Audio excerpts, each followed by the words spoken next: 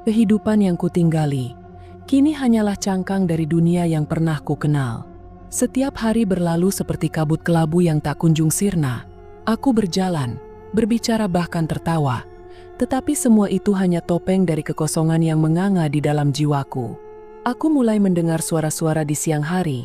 Mereka berbisik dari sela-sela genteng, dari belakang pintu dan bahkan dari dasar sumur tua di belakang rumah. Suara Suryani kadang merayu lembut, namun tak jarang meraung seperti binatang buas. Dia terkadang terdengar seperti Ajeng, yang sedang memanggil namaku dengan nada yang putus asa, meminta untuk dibebaskan. Tapi ketika aku menoleh ke belakang, tak ada siapapun di sana. Tubuhku mulai menunjukkan tanda-tanda perubahan. Urat-urat hitam mulai tampak di bawah kulit, menjalar dari dada ke leher, hingga ke seluruh tubuh, dan sesekali terasa berdenyut seolah sesuatu bergerak di dalamnya.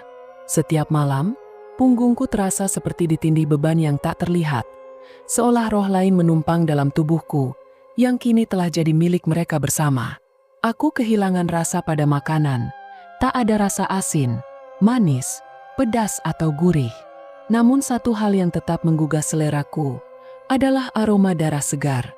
Suatu malam aku mendapati diriku berdiri di depan rumah pemotongan ayam, hanya untuk menghirup udara di sekitar. Seorang tukang sembelih menatapku dengan tatapan heran, lalu segera menutup gerbangnya rapat-rapat.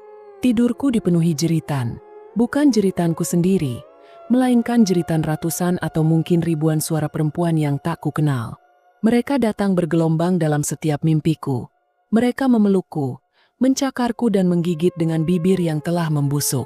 Mereka menyebut namaku berulang kali, namun dalam nada penuh dendam. Aku sering mendapati diriku menangis tanpa sebab di pinggir jalan, di kamar mandi, bahkan di tengah keramaian pasar.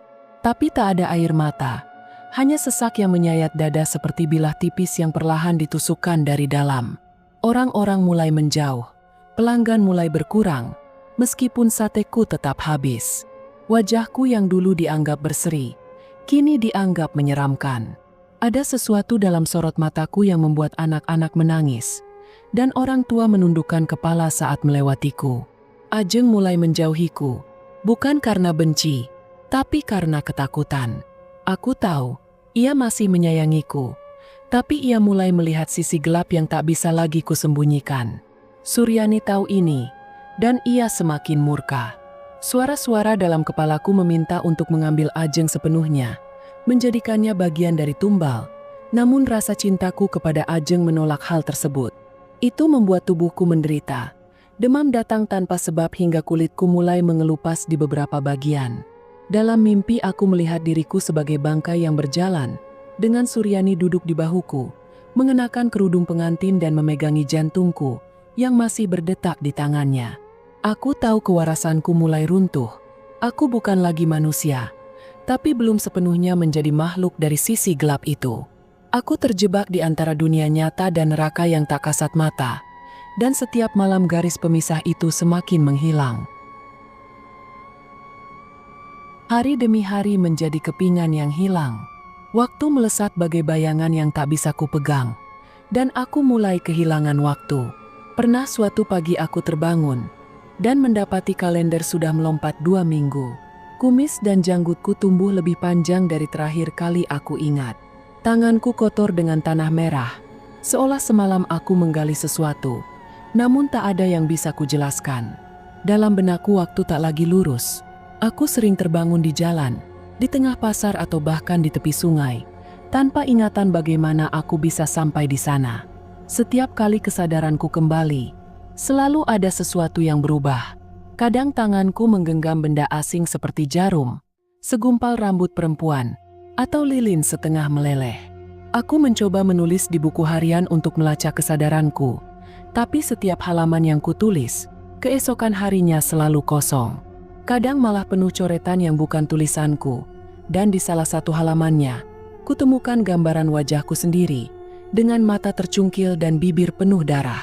Tetanggaku menghilang satu persatu, mereka pergi tanpa jejak. Pintu rumah mereka tertutup rapat, dan hanya ada bisikan terdengar di malam hari. Suara langkah pelan, jeritan wanita atau suara anak-anak tertawa dengan nada yang mengerikan. Aku curiga, namun tak bisa menanyakan siapapun, karena semua mata menatapku seolah aku adalah sumber dari segala kengerian itu. Dalam tidurku aku mulai bermimpi menjadi makhluk lain. Aku melayang di langit malam, mengikuti manusia dari balik bayangan.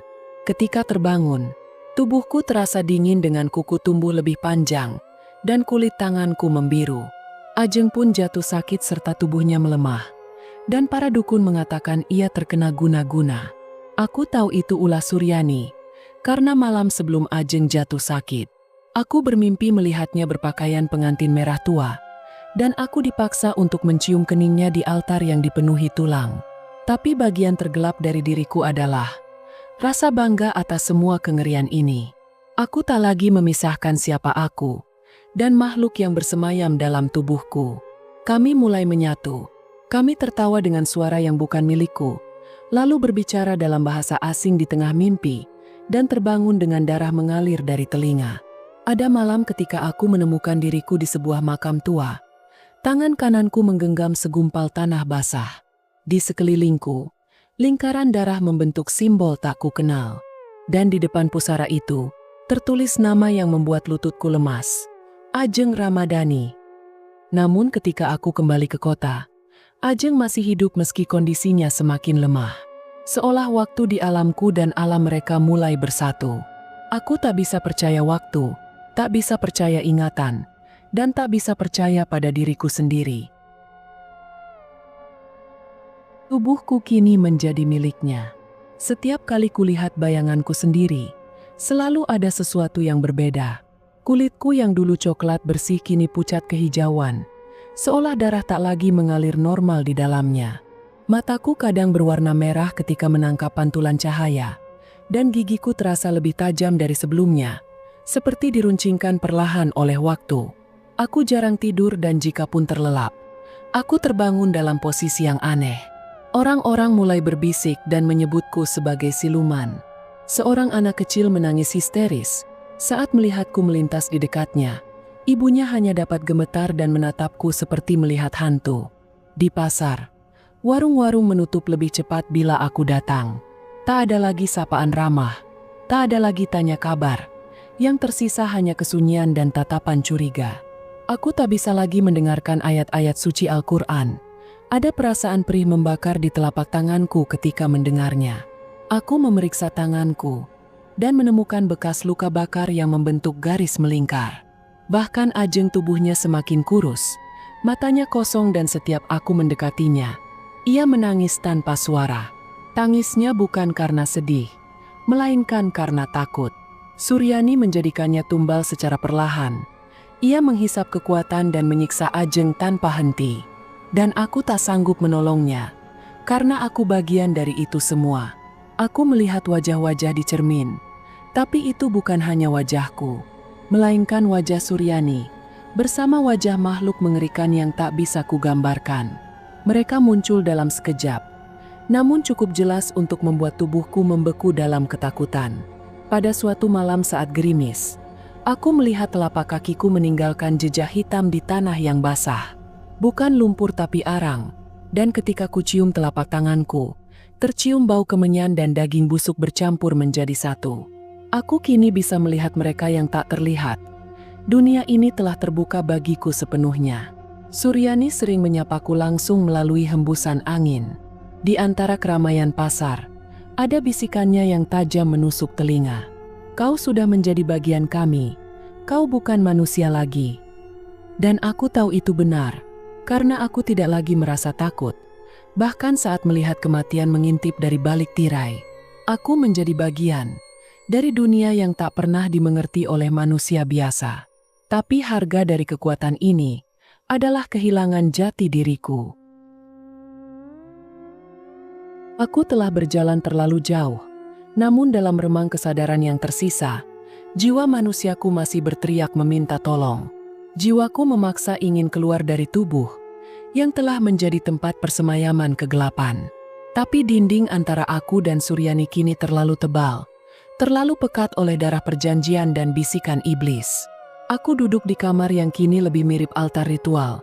Dindingnya dipenuhi aksara-aksara yang kutulis dalam keadaan tak sadar.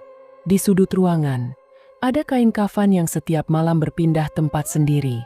Namun malam itu aku menatapnya lama, dan untuk pertama kalinya aku meludah ke arahnya. Sebuah bentuk pemberontakan kecil yang membuat tubuhku bergetar hebat. Suryani pun murka. Tubuhku mengalami kejang selama berjam-jam. Di antara gemetar dan muntah darah, aku melihat wajahnya muncul dari langit-langit, dari dalam lantai dan bayangan. Ia menjerit hingga membuat telingaku sakit, mengutukku karena mencoba mengingkari perjanjian. Tapi aku terus melawan. Aku mulai berpuasa walau tubuhku menolak. Aku membaca doa-doa yang dulu diajarkan orang tuaku, meski dengan suara dan napas yang terbata-bata. Mulutku berdarah tapi aku terus memaksakan. Setiap ayat suci menembus ruang gelap yang selama ini membelengguku. Ajeng muncul dalam mimpi. Wajahnya pucat, tubuhnya masih lemah, tapi senyumnya lembut. Ia menatapku seolah tahu aku berusaha untuk kembali. "Jangan biarkan mereka mengambilmu," ucap suara Ajeng kepadaku. Aku mencoba pergi ke masjid, namun kakiku terbakar saat menginjak anak tangga. Tapi aku tetap memaksa. Satu demi satu anak tangga aku lalui. Aku berjalan sambil menangis layaknya anak kecil. Tak ada siapapun di dalam masjid. Hanya ada tikar lusuh dan lampu temaram yang menemaniku. Aku bersujud meski kepalaku terasa mau meledak. Saat itu aku hanya ingin satu hal, yaitu menjadi manusia kembali. Tapi pesugihan tidak mengenal jalan mundur. Suryani menampakkan diri di tengah malam. Ia berdiri di ujung tempat tidurku, mengenakan gaun pengantin sobek. Rambutnya menutupi wajah dan perutnya yang buncit menggelantung, seolah tengah mengandung sesuatu yang tak kuduga. "Kau tak bisa pergi suamiku, kau milikku selamanya." Aku menjerit, namun suara itu hanya bergema di dalam kepala, tidak bersuara dan tak terdengar siapapun. Tanganku terkunci di dada, tubuhku lumpuh membeku, dan saat aku terbangun, aku berada di tengah hutan, tanpa pakaian dan penuh luka, dengan tangan menggenggam sesajen dan potongan jari yang tak kukenal. Aku menangis dan coba merangkak di antara semak belukar, mencoba untuk mencari jalan pulang. Namun saat kutemukan jalan aspal, tak ada satu kendaraan yang mau berhenti. Ketika orang-orang yang melihatku, mereka malah memacu kendaraannya lebih kencang, seolah mereka melihat setan. Atau mungkin memang itulah wujudku sekarang. Tidak ada jalan kembali tanpa pengorbanan. Aku mengetahuinya saat seorang kakek tua muncul di hadapanku. Aku ditemukannya tergeletak di pinggir hutan, dan kakek tua itu tidak mengucapkan apapun. Dia hanya menatapku dengan mata putih pudar. Namun dari sorot matanya aku paham, dia mengetahui segalanya. Tangannya yang keriput menyerahkan secari kertas lusuh, bertuliskan ayat suci Al-Quran. Kertas itu berbau wangi dan saat menyentuhnya, jari-jariku terasa sakit dan udara di sekitar tiba-tiba berubah menjadi dingin. Kakek tua itu memintaku untuk terus membaca dan melafalkannya dengan sepenuh hati. Dan untuk memutus perjanjian, aku diminta datang ke tempat perjanjian pesugihan itu pertama kali dilakukan. Dan syaratnya adalah pengorbanan pemilik janji. Aku harus mengorbankan bagian dari tubuh secara sukarela untuk menandai pemutusan ikatan pesugihan. Malam itu aku kembali ke tempat mengikat janji pesugihan. Tanah pemakaman tua yang sunyi, di bawah pohon beringin hitam dengan akar yang menjulur seperti tangan mayat. Dengan membawa pisau kecil dan terus melafalkan ayat suci di dalam hati, tak ada siapapun di sana, dan cahaya bulan hilang tertutup awan hitam. Saat ayat suci mulai kubaca lebih keras, angin mengamuk, suara-suara bermunculan dari balik semak dan dari dalam liang kubur. Bayangan Suryani muncul, menjerit, menangis, memohon dengan mengancam. Ia berkata aku telah bersumpah mengikat janji pesugihan sebagai sepasang suami istri, dan jika aku membatalkan perjanjian pesugihan itu, maka bukan hanya aku yang akan hancur, tapi semua orang yang aku sayangi termasuk Ajeng akan sirna. Aku menutup telinga dan terus membaca. Darah mulai mengalir dari hidungku. Mataku mulai buram tapi aku tetap bertahan. Aku goreskan sedikit darah dari telapak tanganku dan menjatuhkannya ke tanah. Aku berdoa semakin keras meski tenggorokan terasa terbakar. Bumi pun bergetar hebat. dan sebuah tangan busuk mencuat dari dalam tanah. Tangan itu mencoba menarikku turun, tapi aku menginjaknya, berteriak sekuat tenaga dan menyelesaikan kata terakhir dari ayat itu.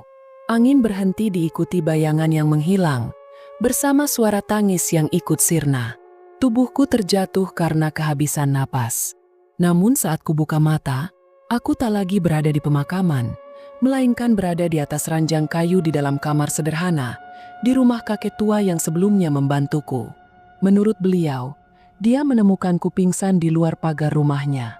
Tubuhku masih terasa sakit dengan luka di tangan, tapi aku merasa ringan.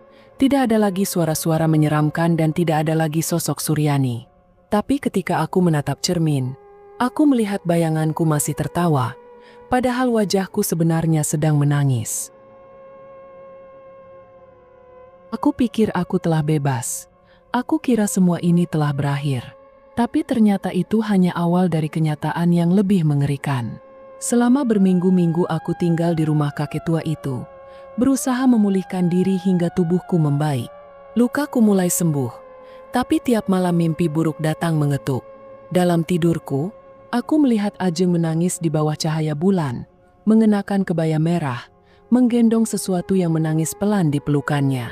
Saat aku ingin kembali ke Surabaya dan berpamitan kepada kakek tua itu, beliau malah menahanku dan berkata, "Korbankan bagian dari tubuhmu, ikhlaskan semuanya dan kembalilah kepada Tuhanmu."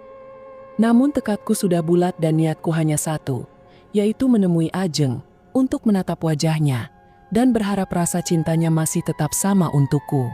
Setelah meyakinkan beliau, aku mencium lengannya dan berjanji akan kembali setelah urusanku dengan Ajeng selesai. Kulangkahkan kakiku meniti jalan setapak menuju Surabaya. Meski melelahkan, rasa cintaku kepada Ajeng membuatku tetap tegar menjalaninya. Tapi ketika aku tiba di toko kelontong milik Ajeng dan keluarganya, suasana yang kurasakan bukan kehangatan, melainkan penolakan dari tanah itu sendiri. Langkahku berat, seolah bumi menahan tubuhku untuk tak melangkah lebih jauh. Udara di sekitar rumah Ajeng menjadi lebih dingin dari tempat lain, dan aroma bunga melati kering yang dulu menenangkan, kini membuat kepalaku terasa sakit. Aku melihat ayah Ajeng berdiri di depan rumah, menatapku dengan tajam, lalu membalikkan badan dan masuk ke dalam rumah tanpa mengucapkan apapun. Ibunya duduk di teras, bibirnya komat kamit seolah membaca mantra yang tak bisa ku dengar. Tapi Ajeng keluar menyambutku, namun matanya tak seperti dulu, terlalu tenang bahkan nampak kosong. Dia membawaku ke belakang rumah, ke gudang tua yang dulu tertutup rapat. Dan di sanalah kebenaran terbuka seperti nisan yang digali paksa. Di dalam ruangan itu, tergantung lusinan tali pocong. Beberapa sudah hitam legam, namun ada yang masih putih bersih seperti baru diambil dari tubuh jenazah. Lantai dipenuhi lingkaran darah yang telah mengering, dan di sudut ruangan, ada foto-foto pria muda yang wajahnya tak asing bagiku. Mereka pernah berjualan di pasar yang sama denganku, pernah menawar sateku dan kini mereka telah tiada. Ajeng berdiri di sampingku dengan tenang, suaranya lirih namun menusuk.